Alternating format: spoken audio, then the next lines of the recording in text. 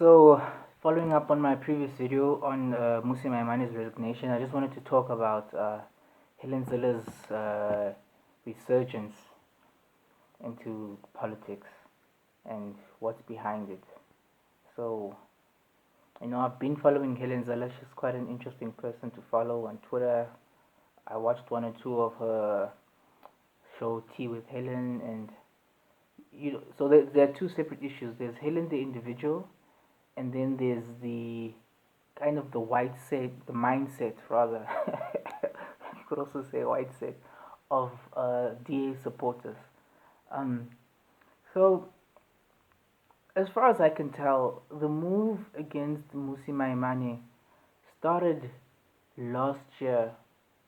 There was this case where this picture was circulating of little preschool kids that were separated. There were black kids on the one side, and white kids on the other side. I struggle to remember the name of this teacher and or the name of the school.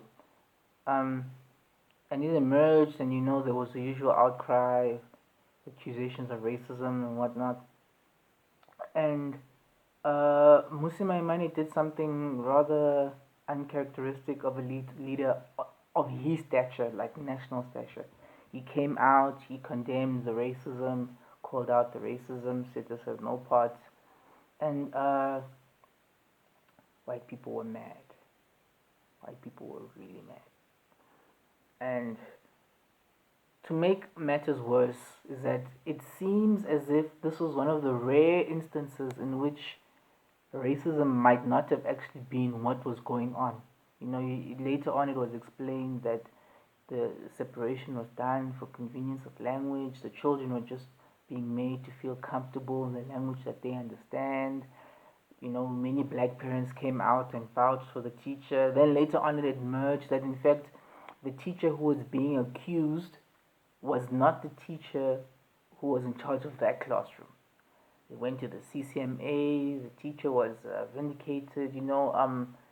AfriForum, I believe, represented her, helped her get a job back. It was just a whole mess. And because Mmusi Maimane had now stuck out in the worst case, like that was like the only time of all the racist incidents that have happened in the past like 3 years. That was the one that he got wrong, and white people were just not having it. And I think that was the beginning of his downfall, because if if the people in the DA had to hear about racism from the ANC, from the DA, and now from the DA itself, that was just unacceptable. So I think personally that was the beginning of Mmusi's downfall. And then as for Helen Zilles started plotting Mmusi's exit the day he forced her to apologize for that colonialism tweet.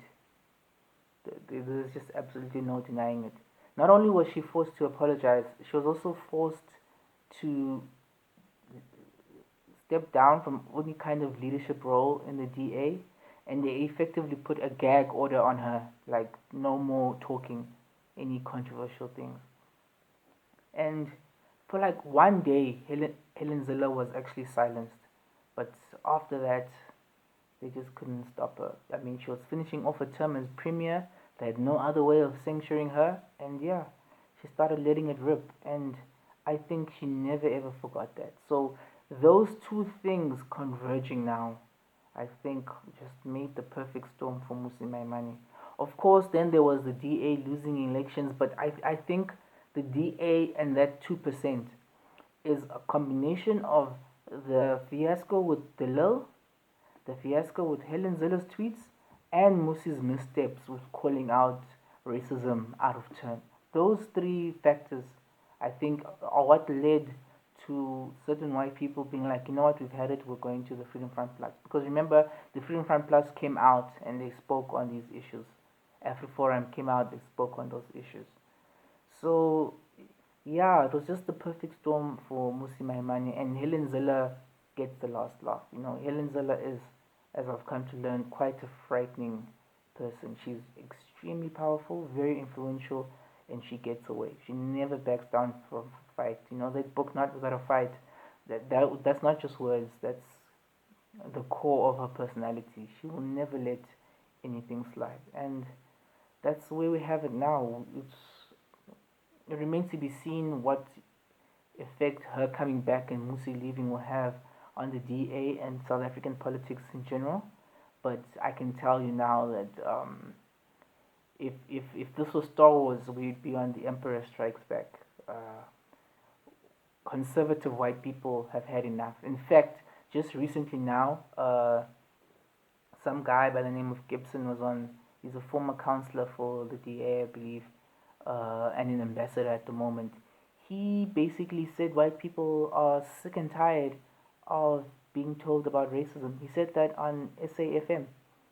He's sick and tired, and you need to wonder if he's speaking for himself or that's the general consensus that he's tired of black people reminding white people of racism. Wow.